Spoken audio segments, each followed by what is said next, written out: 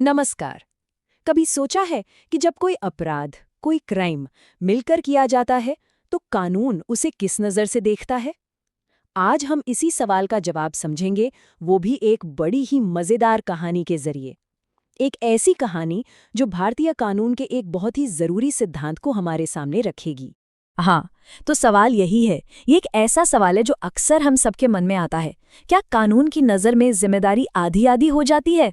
चलिए, आज की हमारी कहानी इसी उलझन को हमेशा के लिए सुलझा देगी। तो हमारी कहानी की शुरुआत होती है एक अंधेरी रात से और एक अपराध से।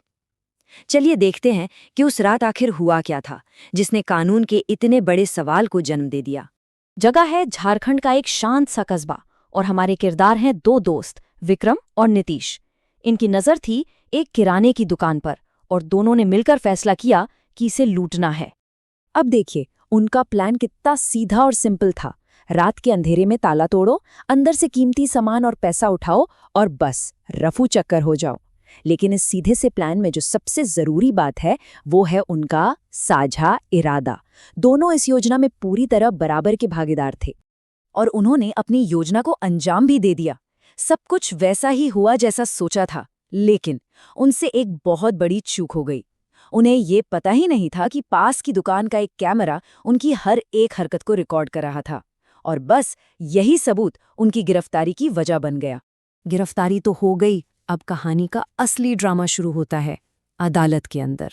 यहाँ वकीलों की जो दलीलें सामने आईं, उन्होंने इस केस को और भी ज्यादा पेचीदा बना दिया।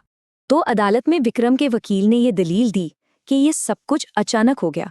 उनका कहना था कि ये कोई पेशेवर मुजरिम नहीं है और उनका इरादा किसी को कोई बड़ा नुकसान पहुंचाने का बिल्कुल नहीं था।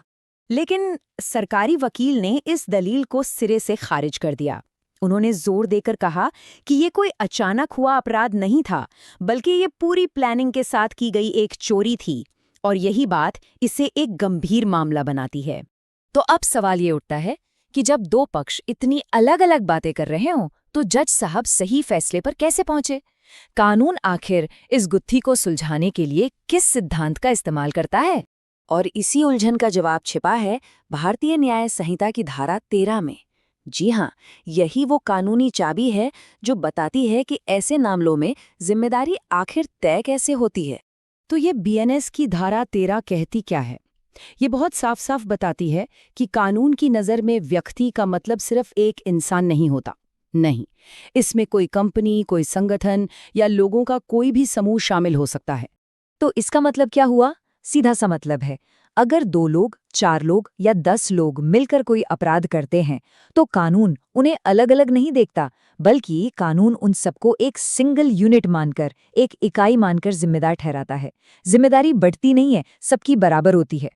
तो अब इस सिद्धांत को दिमाग में रखकर वापस चलते हैं विक्रम और नितेश के केस पर।